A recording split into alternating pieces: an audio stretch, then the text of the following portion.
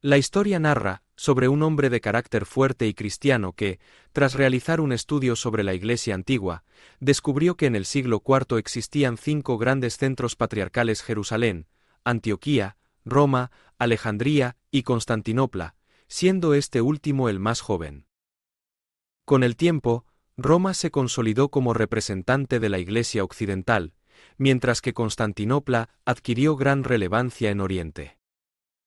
Intrigado por su hallazgo, decidió visitar los 5 patriarcados para conocerlos en la actualidad. Planeó comenzar su travesía en Roma, seguido de Constantinopla, Antioquía, Alejandría y, finalmente, Jerusalén.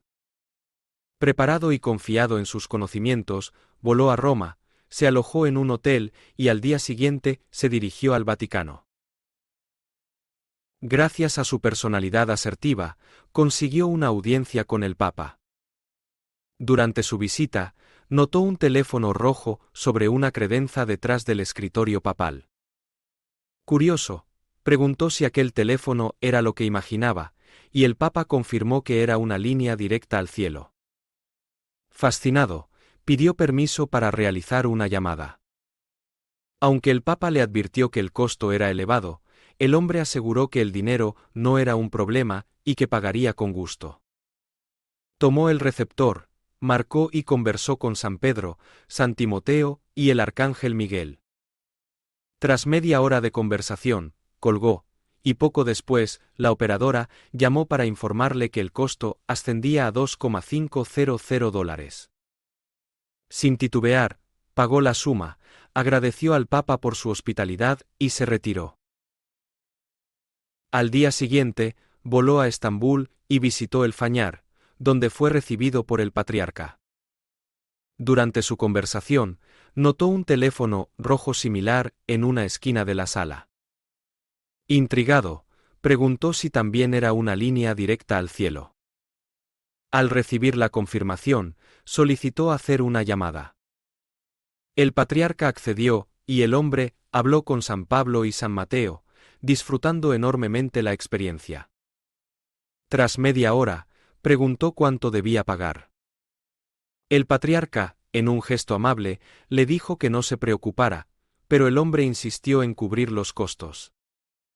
Finalmente, el patriarca le indicó que el precio era de solo 15 centavos. Sorprendido, el hombre comentó que apenas 2 días antes en Roma, la llamada le había costado $2,500. Con una sonrisa, el patriarca explicó: llamada local. Entre risas, el hombre calificó humorísticamente la situación como un ejemplo de triunfalismo, permitiéndose disfrutar del momento. El orador luego cambió de enfoque, mencionando que la historia era ficticia, pero que habría sucedido de esa manera si hubiera ocurrido. Explicó que presentaría de manera diferente esa noche en comparación con la noche anterior en Norman, Oklahoma, donde habían pasado un tiempo maravilloso con una vibrante comunidad ortodoxa. Elogió a la comunidad y sus instalaciones, incluyendo una capilla, una entrada con una mesa de libros y una sala de confraternización, notando que aproximadamente 1/3 de los asistentes eran visitantes por primera vez. Para el tema principal de la noche, el orador decidió centrarse en el capítulo 2 de Hechos, específicamente en la sección que relata los eventos posteriores al primer sermón cristiano predicado por San Pedro en el día de Pentecostés. Este sermón fue poderoso y persuasivo, culminando con una declaración impactante: «Este Jesús, a quien ustedes crucificaron, es Señor y Cristo». El texto describe cómo los oyentes quedaron profundamente conmovidos, heridos en el corazón, al reconocer su pecado, lo que los llevó a preguntar con urgencia: «Hermanos, ¿qué debemos hacer?». En otras palabras, ¿cómo se puede reparar un acto tan trascendental como haber crucificado al Hijo de Dios? Ese día fue tan extraordinario que 3,000 personas se convirtieron al cristianismo. Estas personas creyeron en Cristo, fueron bautizadas y se unieron a la Iglesia. Así, el número de cristianos pasó de ser un pequeño grupo reunido en el aposento alto esa misma mañana, a más de 3,000 seguidores. La gran pregunta que surgió entonces fue ¿qué hacer con este crecimiento repentino? Esta cuestión es precisamente la que el orador desea abordar esta noche, ya que las acciones tomadas en aquel momento sentaron las bases de la Iglesia del Nuevo Testamento. Como cristianos ortodoxos, seguimos aferrándonos firmemente a esos cimientos incluso 2,000 años después.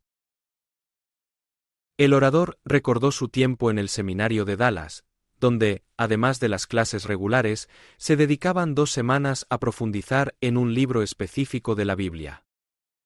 Fue allí donde por primera vez reflexionó seriamente sobre este pasaje. Recuerda que invitaron a un maestro excepcional que, durante esas 2 semanas, enseñó versículo por versículo, un método que transformó su comprensión. Este enfoque le hizo apreciar profundamente a San Juan Crisóstomo como maestro de las Escrituras.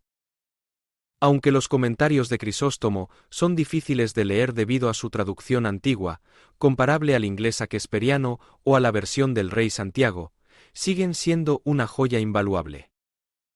Ese maestro, al igual que San Juan Crisóstomo, desglosó cada versículo con detalle, mostrando que esta es una manera maravillosa de aprender y profundizar en las Escrituras. Recuerdo que cuando vi este pasaje pensé, chico, este es el tipo de iglesia en la que me encantaría estar, y gracias a Dios, después de un tiempo, lo estoy. Si tienes una Biblia y quieres abrirla, ve a Hechos capítulo 2, pero seguiré leyendo para que, si no tienes una, no te pierdas nada. Así que San Pedro termina su sermón. Dice que estaban heridos en el corazón cuando escucharon que habían crucificado a Cristo y dijeron, hermanos, ¿qué debemos hacer?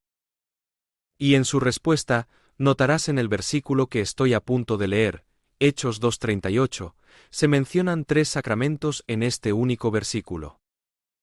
Dijo, arrepentíos, y bautícese cada uno de vosotros en el nombre de Jesucristo, para perdón de los pecados, y recibiréis el don del Espíritu Santo. Así que el primero, y por cierto, cuando alguien pregunta, ¿cómo puedo convertirme en cristiano? O, ¿qué hace una persona para convertirse en cristiana? No conozco una mejor respuesta que Hechos 2:38, solo la respuesta que dio el apóstol Pedro: te arrepientes, te bautizas y recibes el don del Espíritu Santo, eres crismado, eres ungido. Ahora hablemos de eso. Primero, el arrepentimiento. La palabra griega es metanoia, y significa cambiar de opinión o cambiar de corazón. Usualmente cuando hablo con adolescentes, uso la ilustración de que das una vuelta en U, haces un giro en U o haces un 180, eso es lo que es el arrepentimiento, ¿sabes?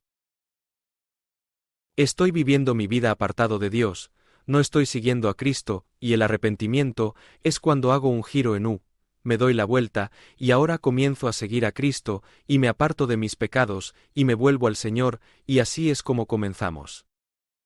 Cuando lees el Nuevo Testamento, la primera palabra que salió de la boca de San Juan el Bautista al predicar fue arrepentíos. Al observar al Señor comenzando su ministerio público, cuando comenzó a predicar, la primera palabra fue arrepentíos, porque el reino de Dios está cerca, y aquí en el día de Pentecostés le preguntaron a Pedro, ¿qué hacemos? Y él comienza diciendo, arrepentíos. La palabra arrepentimiento ha cargado con una mala reputación, ¿sabes? Tal vez hojees una revista como The New Yorker, ¿es esa la que quiero mencionar? Y te encuentres con esas caricaturas que adoro, pero que suelen retratar a alguien sosteniendo un cartel que dice, arrepiéntete. Esa persona, por lo general, aparece desaliñada, con semanas sin afeitarse, probablemente con mal olor corporal y halitosis. Esa es la imagen que el mundo ha construido sobre quienes invitan al arrepentimiento, pero no es más que un producto de la imaginación colectiva. El arrepentimiento, en realidad, no tiene nada de degradante, al contrario, es algo profundamente transformador. Reconocer que te has equivocado es un acto que eleva. Las Escrituras nos dicen: humíllate ante Dios, y a su debido tiempo Él te exaltará. Por lo tanto, arrepentirse no es algo vergonzoso ni caótico, sino un gesto digno. Es simplemente decir: Señor, me equivoqué. En la Iglesia creemos que el arrepentimiento puede ser, sin duda, un evento dramático, especialmente si no has caminado junto a Dios. Sin embargo, también lo consideramos un proceso continuo. En una de nuestras grandes letanías pedimos vivir nuestras vidas en paz y arrepentimiento. No hay nada más valioso que eso, llevar una vida de paz con Dios, y, cuando cometemos errores, arrepentirnos sinceramente. Además, el arrepentimiento es un sacramento en la Iglesia.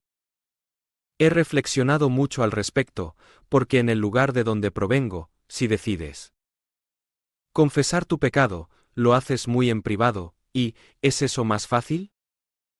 Claro, es pan comido, pero sabes qué terminas haciendo, si eres como yo, ¿no es cierto? Y realmente ayuda a tener al Padre allí como un entrenador para ayudarte, no para condenarte, no para arrancarte la cabeza, sino para guiarte.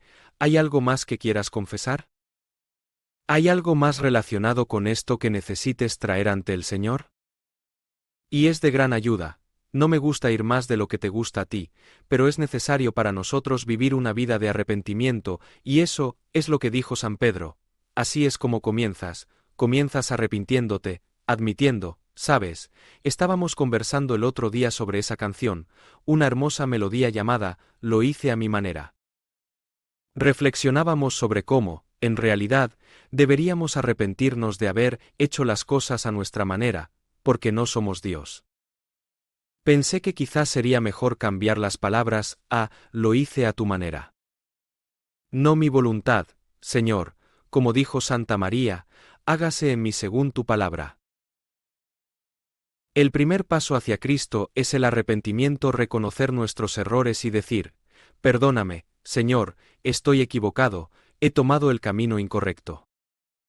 Luego, el segundo paso, como dijo San Pedro, es: bautícese cada uno de vosotros en el nombre de Jesucristo para el perdón de los pecados. Quiero detenerme un momento en esto, porque a veces surge la pregunta de por qué se bautiza en el nombre del Padre, del Hijo y del Espíritu Santo, cuando en el día de Pentecostés San Pedro dijo: bautícense en el nombre de Jesucristo. La respuesta a esta pregunta, válida y común, es bastante sencilla. Las personas a las que Pedro se dirigía eran judíos. Entonces, ¿en qué bautismo habían sido bautizados previamente? En el de Juan el Bautista, pero este tenía un propósito distinto. El bautismo de Juan era exclusivamente para el arrepentimiento. En cambio, el bautismo del que Pedro habla no es en el nombre de Juan, sino en el nombre de Jesucristo, y conlleva algo más profundo: la remisión de los pecados. Este bautismo no solo simboliza el arrepentimiento, sino también el perdón y la limpieza de los pecados. No se trata simplemente de una fórmula para el bautismo, sino de un cambio fundamental.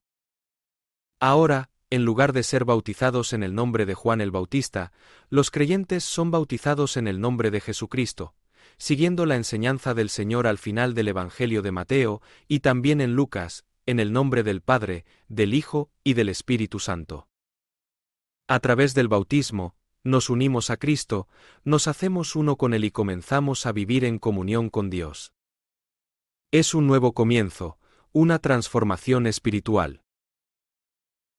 En el Evangelio de Juan, capítulo 3, se relata el encuentro de Nicodemo con el Señor. Nicodemo, que vino de noche para evitar ser visto, reconoció en Jesucristo a alguien extraordinario, único. El Señor le explicó: a menos que uno nazca de agua y del Espíritu, no puede ver el reino de Dios. Aquí, el agua representa el bautismo, y el Espíritu, la acción del Espíritu Santo. Este acto es un nuevo nacimiento, un renacer espiritual. Para quienes llegan a Cristo como adultos, el bautismo marca un punto de inflexión crucial, un verdadero nuevo comienzo en su vida. Muchos de nosotros fuimos bautizados cuando éramos niños pequeños, porque nuestros padres nos amaban tanto que no querían que esperáramos hasta más adelante en la vida. Querían iniciarnos en el reino desde ahora, y en un momento hablaré de eso. Fuimos bautizados en Cristo cuando éramos bebés, pero en el bautismo sucede algo: nos unimos a Cristo, nos convertimos en parte de su familia y nuestros pecados son lavados. Recuerdo cuando vivíamos en Tennessee, en una zona rural, en una antigua destilería ilegal. Era una historia increíble, no sé si alguna vez la he contado aquí. Su nombre era el Sr. Fred. El Sr. Fred fabricaba whisky en su gallinero, y fue arrestado y encarcelado 7 veces por ello. Yo había comprado un terreno porque quería construir una cabaña y sabía que él vivía cerca. El agente inmobiliario me aseguró que su propiedad estaba al otro lado de la frontera, en el terreno de otro hombre. Pero resultó que, sin saberlo, también compré la propiedad del señor Fred. No contaré toda la historia, pero es una historia increíble. El señor Fred se convirtió en cristiano. Se convirtió a Cristo, y tuvimos la alegría de bautizarlo un domingo en Indian Creek. Indian Creek desemboca en el río Wolf, que fluye hacia Memphis. Para cuando llega a Memphis, el agua está contaminada. Así que solíamos bromear diciendo que la razón por la que el río Wolf estaba contaminado era porque todos los pecados eran lavados en Indian Creek y fluían hacia el río Wolf, contaminándolo. Pero la realidad es que las Escrituras dicen que el bautismo trae el perdón o la remisión de los pecados. Y luego, en tercer lugar, dice que recibirás el don del Espíritu Santo. En la Iglesia Ortodoxa lo llamamos la unción o crisma. Recuerdo que cuando estaba en el seminario me preguntaba, ¿por qué las Escrituras enseñan tan claramente que primero te bautizas y luego recibes el don del Espíritu Santo, pero nosotros solo bautizábamos? En Hechos 8, Felipe encuentra al eunuco etíope y lo bautiza, pero más tarde los apóstoles imponen sus manos sobre él y otros para que sean llenos del Espíritu Santo. En la Iglesia antigua y en la Iglesia ortodoxa hasta el día de hoy, cuando una persona es bautizada, el siguiente paso es que es ungida con aceite para recibir el don del Espíritu Santo. Así es como una persona se convierte en cristiana. Algunas personas preguntan, ¿por qué los ortodoxos bautizan a los bebés? Dicen, un bebé no puede entender. Y por supuesto, eso es cierto. Pero déjenme hacerles una pregunta: ¿somos salvos por nuestro entendimiento? No. Somos salvados por la misericordia de Dios. Es un regalo. Es un don de Dios, no algo que logramos con nuestras obras, para que nadie se gloríe. La razón por la que lo hacemos está justo aquí en el siguiente versículo. San Pedro dice: arrepentíos y bautícese cada uno de vosotros en el nombre de Jesucristo para el perdón de los pecados, y recibiréis el don del Espíritu Santo. Porque la promesa es para vosotros, para vuestros hijos y para todos los que están lejos. Esto incluye a los gentiles. El cristianismo no es solo para los adultos, es para todos. Dios no hace acepción de personas. No ama a los ricos más que a los pobres. De hecho, si lees el Evangelio, parece que favorece a los pobres. Cualquiera puede venir a Él. Dios no ama más a las personas negras que a las blancas, ni a los hombres más que a las mujeres. No ama más a los ancianos que a los jóvenes. En el Evangelio de Lucas, Jesús dice: dejad que los niños vengan a mí. ¿Cómo traemos a los niños a Cristo? A través del bautismo. De la misma forma en que traemos a los adultos. Recuerden que los discípulos intentaron detener a los niños, y Jesús les dijo: si no os hacéis como niños, no entraréis en el reino de Dios. En el Nuevo Testamento griego hay 3 palabras para referirse a los niños. Una se traduce como joven, que sería un adolescente. Otra es niño, que es un niño pequeño. Y la tercera es infante, que literalmente significa bebé lactante. Así que traemos a nuestros hijos a Cristo a través del bautismo. Algunos dicen, ¿pero esto es como una varita mágica? No, es una relación. Por eso el libro de Proverbios dice a los padres: instruye al niño en su camino, y aun cuando sea viejo, no se apartará de él. El modo de pensar americano es: deja que cada uno decida por sí mismo lo que va a creer. Pero en la Iglesia, ninguno de nosotros decide por sí mismo lo que va a creer. Creemos lo que Dios nos ha revelado a través de la Iglesia y sus santas tradiciones, que incluyen las Escrituras. No quiero que mis hijos salgan al mundo, reciban todo tipo de influencias y luego decidan por sí mismos en qué creer. Si puedo ser sincero, quiero que crean lo que yo creo. ¿Por qué? Porque lo que creo es lo que la Iglesia ha enseñado y transmitido durante los últimos 2,000 años. Por eso llevamos a nuestros hijos a Cristo en el bautismo. Ahora bien, cuando crezcan, ¿pueden rechazarlo? Por supuesto que sí. Y algunos, trágicamente, lo hacen.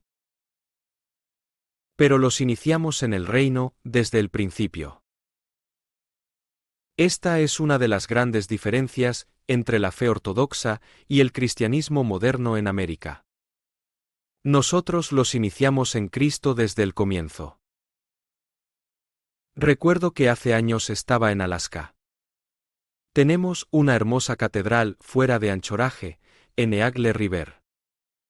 Allí, hacen catequesis inmediatamente después de la liturgia, porque si nieva un martes, nadie podrá llegar a la iglesia ese día. Así que si llegan el domingo, pueden quedarse para la catequesis. El padre Harold me dijo que era el primer día de catequesis y me pidió que enseñara. ¿Sobre qué quieres que enseñe? Le pregunté. En el primer día no enseño nada en particular, me respondió. Solo me familiarizo con la gente. Así que solo habla, tal vez cuéntales cómo te convertiste en cristiano y cómo te hiciste ortodoxo. No recuerdo exactamente qué dije, pero había un grupo interesante de personas. Un entrenador de baloncesto de la escuela secundaria local y su esposa estaban entre los catecúmenos, junto con varios jóvenes.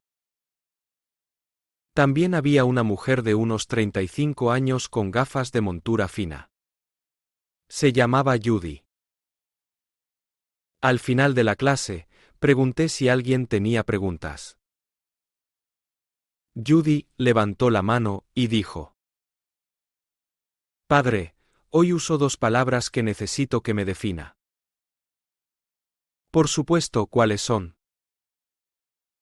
La primera es justicia. Bien, ¿y la segunda? Oración. Vaya, eso sí que era empezar desde cero. Más tarde supe que Judy había crecido en Kansas sin haber pisado jamás una iglesia ni haber leído la Biblia. En los años 70, Alaska era un refugio para quienes querían huir de todo, y ella se había mudado allí en su juventud. Pero a los 35 años se sintió vacía. Un día, miró las páginas amarillas y buscó la palabra iglesia. Decidió visitar todas las iglesias de la lista hasta encontrar una donde Dios habitara. Nosotros éramos la tercera en la lista.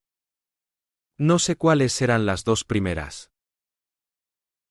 Le pregunté más tarde. Judy, ¿cómo supiste que Dios estaba en la iglesia de San Juan? Y ella respondió: cuando comenzaron a cantar los himnos de alabanza, supe que Dios habitaba allí. Espero que haya algunos miembros del coro aquí esta noche. Judy se convirtió a través de la música de la iglesia. Así que me puse a trabajar en esas preguntas. Dije: bueno, hablemos de la oración primero. La oración es hablar con Dios, es comunicarnos con Él. Pero Él es un rey, y si fueras a encontrarte con la reina Isabel, ¿qué estudiarías antes de verla? El protocolo, ¿verdad? Exactamente. Hay formas de hablar con Dios, y aprendemos esto, ante todo, a través de nuestro Señor mismo. Cuando los discípulos le dijeron, enséñanos a orar, Él les respondió, orad así Padre nuestro que estás en los cielos.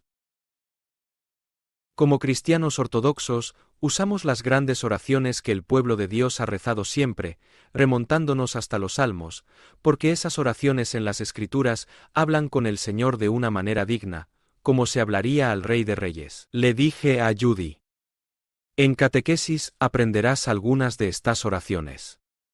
Pero ahora, ¿cómo explicarle la justicia a alguien que ni siquiera sabe qué es la oración? Recuerdo que en mi mente dije, Dios, ayúdame. Podría responder una pregunta teológica sobre la justicia, pero ¿cómo explicárselo a una mujer que nunca ha leído la Biblia ni ha estado en ninguna iglesia? Entonces, me vino una idea y le pregunté: Judy, ¿alguna vez sacaste una A en la escuela? Muy pocas veces, respondió. Bueno, la justicia es la A y de Dios. Ahora, de todas las personas que puedas imaginar en la historia, ¿quién crees que obtendría una ahí? Bueno, supongo que Jesús. Exactamente. Y aquí está la gran noticia. Judy, cuando seas bautizada en Él, Dios te dará la A y de Jesucristo. Ser cristiano significa mantener esa calificación. No puedes ganarte una A por tu cuenta porque no somos perfectos, así que tiene que ser un regalo el don de la justicia. Y le dije: y este don lo damos incluso a nuestros hijos. En el bautismo, nuestros niños reciben esta A. ¿No es maravilloso? Si esperas hasta que un niño decida por sí solo, y digamos, elige seguir a Cristo a los 18, 17 o 16 años, entonces ha vivido con una F todo ese tiempo. Ha reprobado, porque no se puede llegar a Dios por esfuerzo propio. La salvación es un regalo. ¿Por qué esperar a que un niño viva 18 años con una F antes de recibir su AI? ¿No es mucho mejor comenzar la vida conectado con Cristo, viviendo en su justicia a través de la Iglesia? Esa es una razón convincente para bautizar a nuestros hijos. Las Escrituras nos enseñan que la promesa es para nuestros hijos, y por eso lo hacemos. Luego buscamos educarlos en la fe, porque no creemos que el bautismo sea una varita mágica. También necesitamos enseñarles la fe para que puedan comprenderla. Pero crecen dentro de la Iglesia, en el reino de Dios, en lugar de fuera de él. La promesa es para ustedes, para sus hijos y para todos los que están lejos. Y luego dice que con muchas otras palabras Pedro testificaba y exhortaba, diciendo, sálvense de esta generación perversa. Por supuesto, algunas cosas nunca cambian, ¿verdad? Los que recibieron su palabra con alegría fueron bautizados, y aquel día se añadieron unas 3,000 almas. Y aquí está el verso clave: y perseveraban en la doctrina de los apóstoles, en la comunión, en el partimiento del pan y en las oraciones. 4 fundamentos de la Iglesia del Nuevo Testamento. La doctrina de los apóstoles. La comunión, coinonía, comunidad o familia en Cristo. El partimiento del pan, la Eucaristía. Las oraciones. Recuerdo que, cuando estudiaba en el seminario en Dallas en el otoño de 1960, pensé, me encantaría estar en una iglesia cuya base sea la doctrina de los apóstoles, no lo que yo piense o lo que piense algún predicador, sino lo que los apóstoles mismos enseñaron. Nos enseñaron que la doctrina de los apóstoles es el Nuevo Testamento. No tengo problema con eso. Pero cuando se trata solo del Nuevo Testamento, surge la pregunta ¿cómo lo interpretamos? Recientemente, leí un estudio sobre el cristianismo mundial realizado por dos académicos, uno de ellos con un doctorado de Oxford. Habían realizado una investigación extensa y descubrieron algo que me dejó asombrado. Hoy en día hay 33,000 denominaciones protestantes. Cuando escribí un artículo en 1985, usé la cifra del historiador de la Iglesia Martin Marty, de la Universidad de Chicago, quien dijo que en ese momento había 2.600 denominaciones protestantes. Pero ahora, apenas 20 años después, hablamos de 33.000 denominaciones. Y muchas de ellas afirman, creemos que la Biblia es la palabra de Dios, inspirada por el Espíritu Santo. El problema no es la Biblia. La Biblia está bien. El problema es que cada persona la interpreta como quiere. En mi seminario, nos enseñaban que la doctrina de los apóstoles es el Nuevo Testamento y nada más. La historia de la Iglesia era vista como un motel de 20 siglos de antigüedad, donde cada generación reconstruye los fundamentos para hacer que el Evangelio sea relevante para su tiempo. Y nos tragamos esa idea completamente. Se nos decía que el trabajo del predicador era volver a poner los cimientos en cada siglo o generación para asegurarnos de que el Evangelio siguiera siendo relevante. Eso suena bien, ¿verdad? Pero cuando comenzamos a estudiar la Iglesia antigua, nos dimos cuenta de algo diferente. Las Escrituras enseñan que hay un solo fundamento, puesto por los apóstoles y los profetas, y díganme, ¿quién es la piedra angular de ese fundamento? Jesucristo. Las Escrituras dicen claramente, un solo fundamento ha sido puesto, el que es Jesucristo. Jesucristo es la piedra angular. En otras palabras, todo comienza con él, lo que dijo, lo que hizo y quién es. Como ortodoxo, descubrí que la historia de la Iglesia no es un motel de 20 siglos donde se pone un nuevo fundamento en cada generación. En cambio, si usamos esa metáfora, es un hotel de 20 siglos de altura, construido sobre un solo fundamento, los apóstoles y los profetas, con Jesucristo como la piedra angular. Nuestro trabajo como predicadores del Evangelio es asegurarnos de que lo que predicamos se alinea con ese fundamento eterno. No colocamos otro fundamento, porque no hay otro fundamento más que el que ha sido puesto por los apóstoles y los profetas, con Jesucristo como la piedra angular. ¿Qué es la doctrina de los apóstoles? ¿Incluye el Nuevo Testamento? Sí, absolutamente. ¿Es el Nuevo Testamento inspirado por Dios?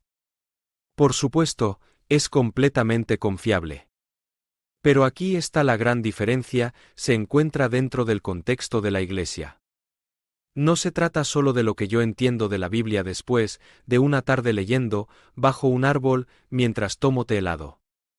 ¿Dios puede hablarme allí? Claro. ¿Puede mostrarme algo que nunca había visto antes? Por supuesto. Pero lo que aprenda debe estar en armonía con ese fundamento eterno que ha sido guardado y preservado por la Iglesia. Así que, si seguimos con la metáfora, tenemos un hotel de 20 siglos de altura. En nuestro siglo, tenemos herramientas que no existían en el primer siglo, como Internet, sitios web de iglesias, imprentas, televisión y radio. Hay muchas formas de compartir el Evangelio hoy en día que no existían en el primer siglo. Pero la Iglesia sigue siendo la misma, porque Jesús es el mismo ayer, hoy y siempre. La doctrina de los apóstoles, el cuerpo de la fe. La doctrina de los apóstoles es el cuerpo de la fe que predicaron y escribieron, y que ha sido preservado hasta hoy en la Iglesia. Esto es de gran ayuda. Cuando enfrentamos temas difíciles, como el bautismo, nos preguntamos: ¿qué enseña la doctrina de los apóstoles sobre el bautismo? Leímos un pasaje esta noche, pero si damos un paso fuera de esta iglesia en Oklahoma City y hablamos con alguien de la Iglesia de Cristo, quizá tenga una opinión diferente sobre el bautismo. Un bautista tendrá otra. Un presbiteriano. Otra. Pero la verdad es que hay una enseñanza que ha sido transmitida durante 2,000 años y que se conserva hoy en esta iglesia histórica y original. ¿Qué consuelo es eso? Mi trabajo no es elegir entre las 29 interpretaciones posibles de un tema y decidir cuál me gusta más. Mi trabajo es preguntar: ¿qué enseñaron los apóstoles y los profetas? ¿Qué aprendieron de Cristo, y qué ha sido preservado intacto en esta iglesia histórica durante 2,000 años? Eso es lo que quiero creer. La segunda venida y la confusión moderna. Hoy en día, hay muchas opiniones sobre la segunda venida de Cristo. Nos dividimos por cosas que ni siquiera han sucedido todavía. Recuerdo que cuando estaba en el seminario, había un estudiante un año adelante de mí, un chico brillante. Fue expulsado porque la escuela enseñaba que el Señor vendría antes de la gran tribulación, pero él llegó a creer que vendría a la mitad de la gran tribulación. Lo expulsaron por algo que ni siquiera ha pasado aún. Nos enfocamos en lo secundario y descuidamos lo esencial. Nos peleamos por detalles, pero lo que realmente importa es el núcleo de nuestra fe. La Santísima Trinidad. La encarnación de Cristo. La cruz. La tumba vacía. La resurrección. La ascensión al cielo. Sin embargo, nos obsesionamos con cosas menores y pasamos por alto lo fundamental. En la ortodoxia, nuestra enseñanza sobre la segunda venida es clara. Él vendrá otra vez con gloria para juzgar a los vivos y a los muertos, y su reino no tendrá fin. Eso es lo que creemos. La profecía y la paciencia en la interpretación. Cuando se trata de profecía, debemos esperar hasta que se cumpla. Un gran ejemplo es el nacimiento de Cristo. Una estrella lo predijo el Antiguo Testamento. Nacerá en Belén, el profeta Miqueas lo había dicho 400 años antes. Una virgen concebirá algo aparentemente imposible, pero sucedió. Cuando miramos hacia atrás, todo tiene sentido. Pero en nuestro tiempo, la gente intenta adivinar la segunda venida y terminamos dividiéndonos. Alguien me dijo recientemente: para formar una nueva denominación, solo necesitas 2 cristianos descontentos y una gran cafetera de café. La fe entregada a los santos. Nosotros en la Iglesia nos aferramos a la fe que ha sido entregada una vez y para siempre a los santos. Esa es la doctrina de los apóstoles. ¿Interpretando el Nuevo Testamento existen pautas? Por supuesto. Voy a mencionar solo una, pero hay muchas. En el siglo IV, surgió una gran herejía con un sacerdote llamado Arrio. Por cierto, hay que tener cuidado con los clérigos, porque tendremos que rendir cuentas por lo que enseñamos y creemos. Arrio pensó que tal vez había habido un tiempo en que el Hijo de Dios no existía. Predicó esta idea, lo que causó tanta confusión en la Iglesia que el emperador convocó un concilio. El primer concilio ecuménico y el credo de Nicea. Fue el primer concilio ecuménico fuera del que aparece en Hechos 15. 318 obispos de todo el mundo cristiano firmaron y declararon que esta enseñanza era falsa. El resultado de ese concilio fue el credo de Nicea. Si quieres un resumen de la doctrina de los apóstoles, aquí lo tienes. Es breve. Puedes recitarlo en 2 minutos. El credo de Nicea está basado directamente en las Escrituras. Cada palabra está en la Biblia. Es la confesión de fe más universal que la Iglesia ha conocido, y por eso la valoramos tanto. La fe de la Iglesia, una certeza en un mundo confuso. A través del consenso de la Iglesia, sabemos cuál es la verdadera fe. Es la fe de las Escrituras. Es la fe que Cristo nos enseñó.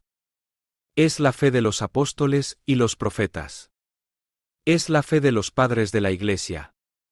Es la doctrina de los apóstoles. Y después de años de búsqueda, tratando de entender qué es la verdadera fe, puedo decir con certeza: La Iglesia Ortodoxa tiene la respuesta. La respuesta es un enorme consuelo. Permaneciendo firmes en la fe. Dice, Hechos 2:42. Y perseveraban firmemente en la doctrina de los apóstoles. No nos desviamos. No la suavizamos. No la cambiamos para hacerla más relevante. La recibimos y la transmitimos intacta. El cristianismo una comunidad, no una experiencia individual. También perseveraban en la comunión, koinonía, es decir, en la comunidad. El cristianismo no es un deporte individual. Es un esfuerzo en equipo. Es el reino de Dios. Para tener un reino, necesitas dos cosas. Un rey. Un dominio, su territorio. La Iglesia es el lugar donde Dios habita.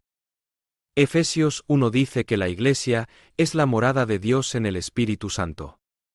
Judy Miller lo descubrió a través del canto de los himnos. Es comunidad. Como dice San Pablo en 1 Corintios 12, cuando un miembro es honrado, todos somos honrados. Cuando un miembro sufre, todos sufrimos. El funeral como un testimonio evangelístico. Durante años, asistí a funerales que eran muy limpios, casi sin emoción, y la gente nunca sabía qué decir.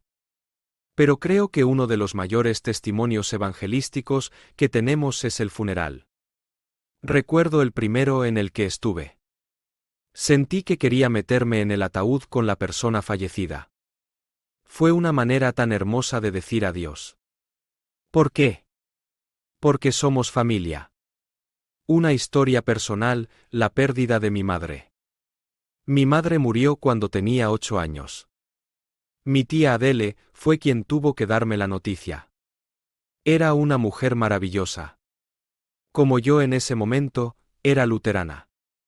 Y no la culpo por lo que dijo, porque probablemente yo habría dicho lo mismo si fuera un adulto tratando de consolar a un niño desde una perspectiva luterana. Me dijo: Peter, hoy el Señor decidió llevarse a tu madre a casa. Por supuesto, yo estaba en shock y muy triste.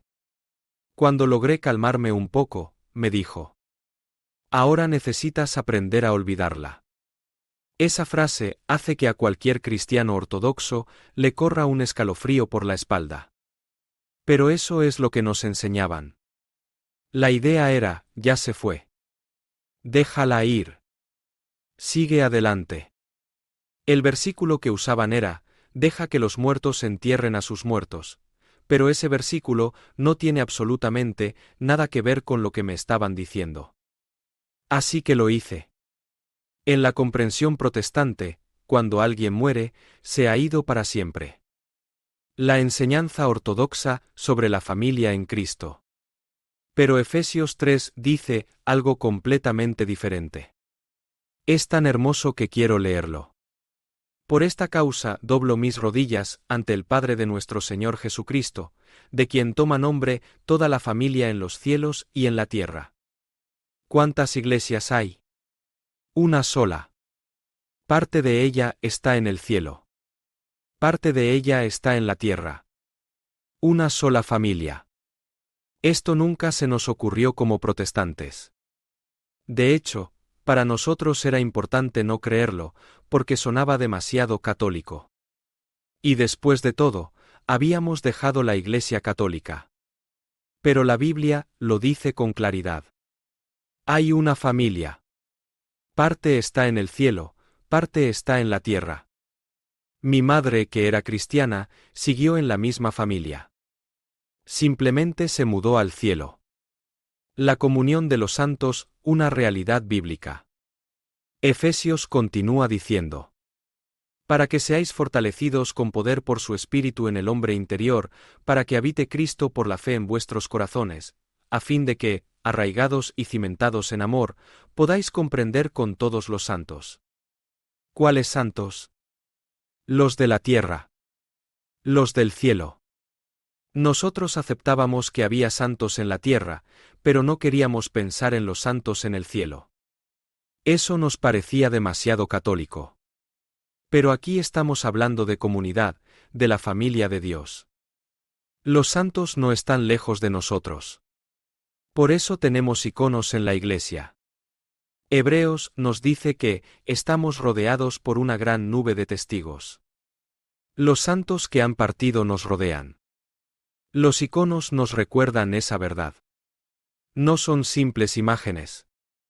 Son ventanas al cielo. Ellos siguen siendo parte de la familia. Nosotros no los olvidamos.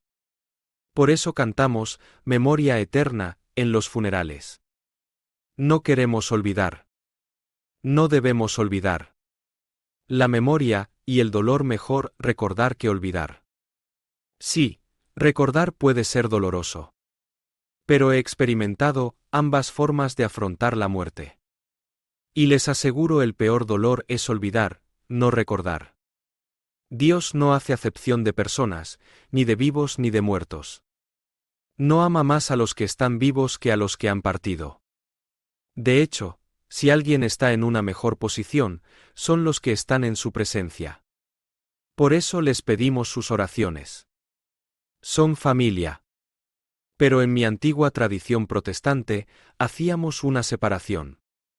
Pedíamos a los santos vivos que oraran por nosotros. Nunca pedíamos a los santos fallecidos que oraran por nosotros. Un encuentro inesperado con un evangélico sobre los santos. Hace años, asistí a una conferencia cerca de San Luis, Missouri. Era un evento con cristianos carismáticos. Por alguna razón, me invitaron. Para entonces, ya estaba en camino a la ortodoxia, y había comenzado a usar el cuello clerical. Uno de los conferenciantes fue Howard Ervin, un profesor de la Universidad Oral Roberts. Dio una conferencia sobre la Virgen María que fue increíble. Este hombre era bautista, pero tenía un corazón muy ortodoxo. Incluso su hija estaba casada con un sacerdote ortodoxo antioqueño. Yo estaba sentado en la audiencia, asentía con la cabeza y decía: Amén. Exactamente. Después de la charla, un evangelista pentecostal de Canadá se me acercó y me dijo: No me digas que tú crees en la comunión de los santos. Por supuesto que sí, le respondí. Eso es necromancia, la adoración de los muertos. Le dije. Primero, nosotros no los adoramos. Segundo, no están muertos. Cristo no vino a traer muerte, sino vida eterna. Bueno, me dijo, ¿puedes mostrarme eso en la Biblia? Por supuesto, le respondí, pero antes dime algo. Si te lo muestro en la Biblia, ¿lo creerás? Si está en la Biblia, lo creeré, me aseguró. Bien, entonces abre Hebreos 12. Lo leyó en voz alta. Por tanto, nosotros también, teniendo en derredor nuestro tan grande nube de testigos. Le dije. Todos sabemos quiénes son esos testigos. Los bautistas lo saben. Los pentecostales lo saben. La Iglesia de Cristo lo sabe. Son los santos que nos han precedido y ahora están con Dios. San Pablo nos dice que nos están observando. La imagen aquí es la de un estadio olímpico antiguo. Nosotros, los vivos, somos los corredores en la pista. Los santos que ya han terminado la carrera están en las gradas. Nos animan, nos apoyan, nos alientan. Y entonces le llevé a la segunda parte de Hebreos 12 que dice: Vosotros, en cambio, os habéis acercado al monte Sión, a la Jerusalén celestial, a la ciudad del Dios vivo, a la compañía de millares de ángeles, a la congregación universal y a la iglesia de los primogénitos que están inscritos en los cielos. Le pregunté al evangelista pentecostal: ¿Quiénes son los primogénitos inscritos en los cielos? Él respondió: Bueno, eso debe referirse a los santos. Exactamente. La Iglesia no se divide entre los que están en la tierra y los que están en el cielo. Todos somos una sola familia en Cristo. También dice: Os habéis acercado a Dios, juez de todos, y a los espíritus de los justos hechos perfectos. ¿Quiénes son esos? Bueno, deben ser los santos. Correcto. Y fíjate que el pasaje no dice que, cuando muramos, llegaremos a ellos. Dice que ya nos hemos acercado a ellos. Esto no habla de morir e ir al cielo. Habla de lo que sucede cada vez que nos reunimos como iglesia en la Eucaristía. El evangelista se quedó en silencio por un momento y luego dijo: Padre, he predicado sobre ese versículo antes, pero hasta hoy nunca lo entendí.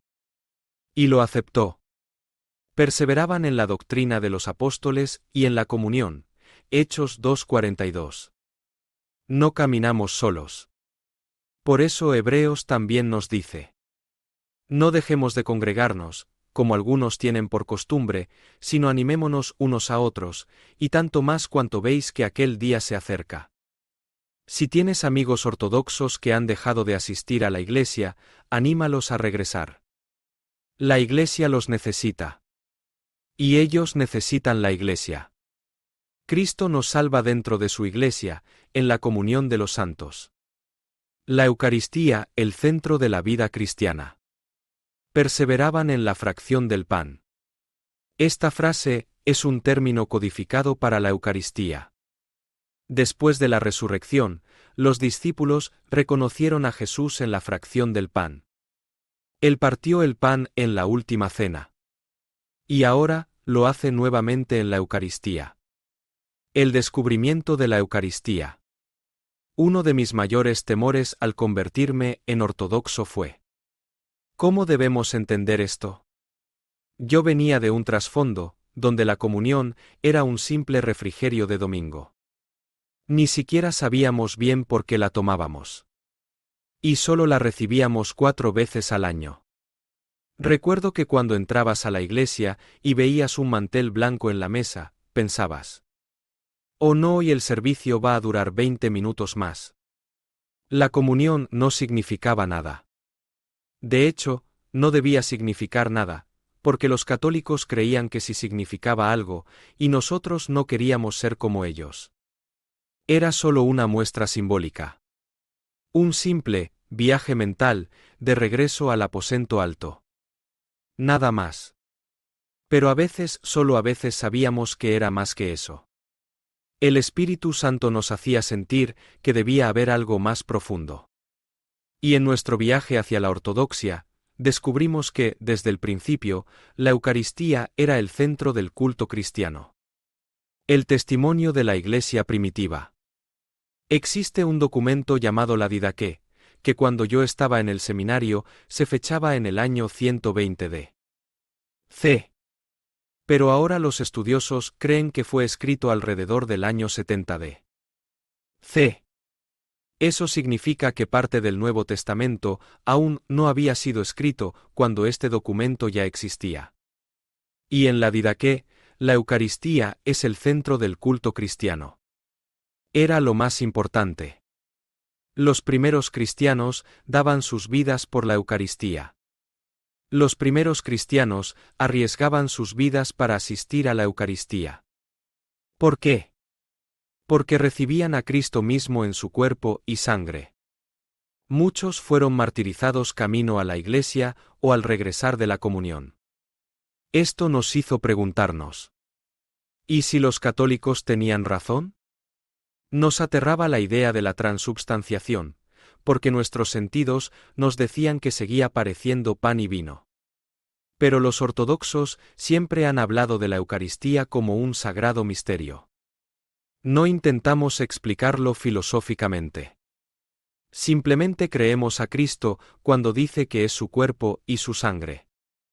Jesús dijo: el que come mi carne y bebe mi sangre tiene vida eterna. Esto es mi cuerpo.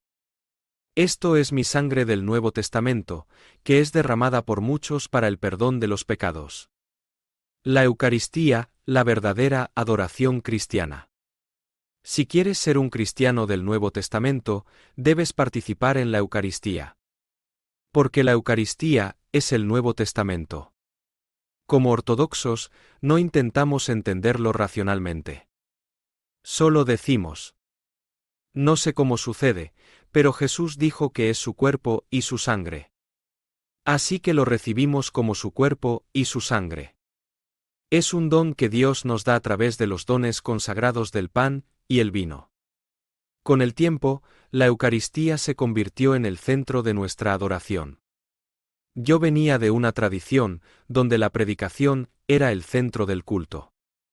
Y amo la predicación.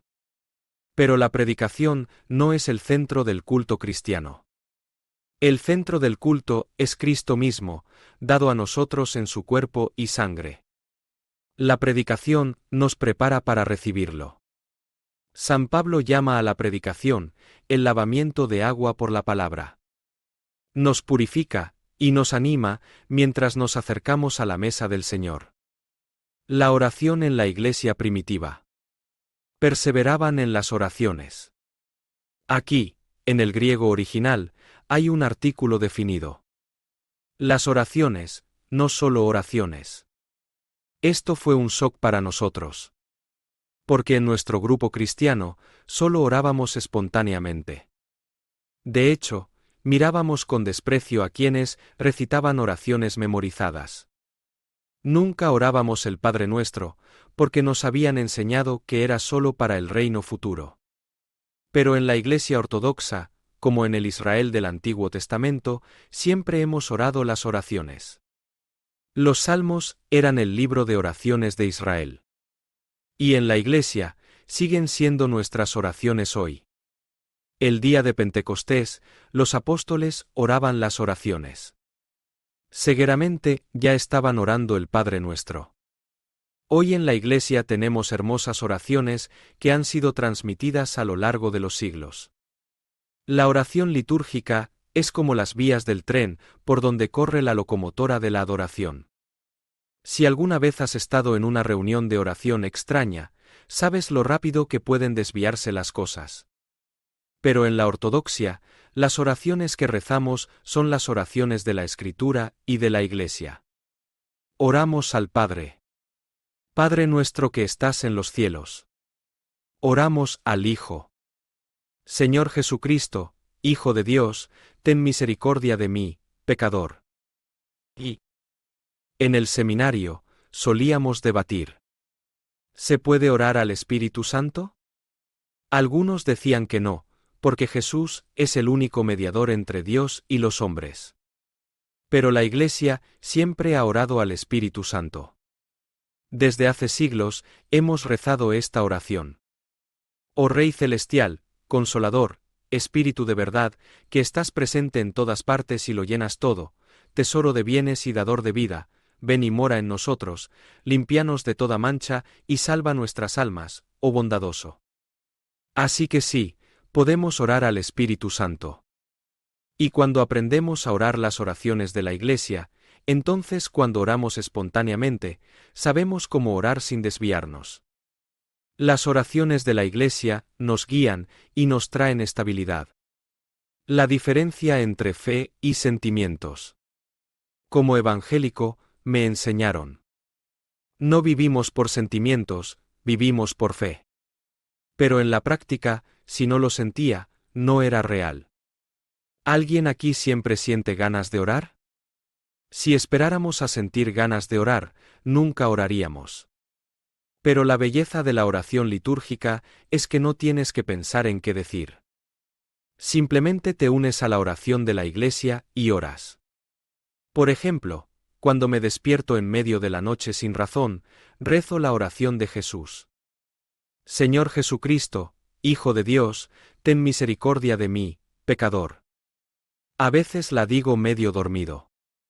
Pero Dios lo entiende. Es mucho mejor orar que simplemente dar vueltas en la cama. Perseveraban en la doctrina de los apóstoles, en la comunión, en la fracción del pan y en las oraciones. Hechos 2:42. Hoy, como ortodoxos, seguimos firmes en la misma doctrina de los apóstoles. Si estás visitando esta parroquia por primera vez, quiero decirte algo. El mismo evangelio que escuchaste aquí esta noche lo escucharás en la parroquia del Padre John, aquí cerca. Lo escucharás este fin de semana en una conferencia en Oakland, California. Lo escucharás del padre Tom Opko. Lo escucharás del padre David Ovic. Lo escucharás del padre Tom. Lo escucharás de mí. Recuerdo que fui a Edmonton, Canadá, por primera vez. El evento se hizo en una biblioteca pública para alcanzar a personas que nunca entrarían a una iglesia. Había 6 sacerdotes ortodoxos en la primera fila. Solo conocía a uno de ellos. Pero les dije a todos: déjenme decirles qué es lo que me da consuelo esta noche. Nunca he conocido a 5 de los 6 sacerdotes aquí presentes, pero puedo decirles exactamente que creen sobre la Trinidad, sobre el Hijo de Dios encarnado, sobre la cruz, sobre la resurrección, sobre la segunda venida de Cristo. Puedo decirles exactamente cuáles son sus valores morales. ¿Por qué? Porque es la misma fe apostólica. No cambia de ciudad en ciudad. La unidad doctrinal en la Iglesia ortodoxa. En el Nuevo Testamento no encontrabas un evangelio en Efeso, otro en Colosas y otro en Tesalónica. Y lo mismo sucede hoy en la Iglesia ortodoxa. No hay doctrinas contradictorias. Es la misma fe, la misma Eucaristía, las mismas oraciones. Por eso me hice ortodoxo. Para entrar en los 2000 años de vida en Cristo dentro de su Iglesia. Tiempo de preguntas y conclusión. Bueno, he hablado bastante como de costumbre. ¿El Padre quiere decir unas palabras o tomamos algunas preguntas? Tal vez tomemos unas preguntas y luego pasemos a la comida. Libros recomendados para aprender más sobre la ortodoxia. Si te interesa aprender más sobre la ortodoxia, aquí hay 3 libros excelentes. Becoming Orthodox, por el padre Peter Gilchrist. Cuenta la historia de cómo nos convertimos en ortodoxos. Introducing the Orthodox Church, por el padre Anthony Coniaris. Un gran libro introductorio. The Orthodox Church, por el metropolitano Callistos Ware. Si tienes formación teológica, este libro es más académico y profundo.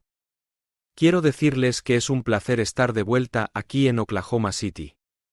Ustedes son muy bendecidos con las parroquias y sacerdotes que tienen aquí.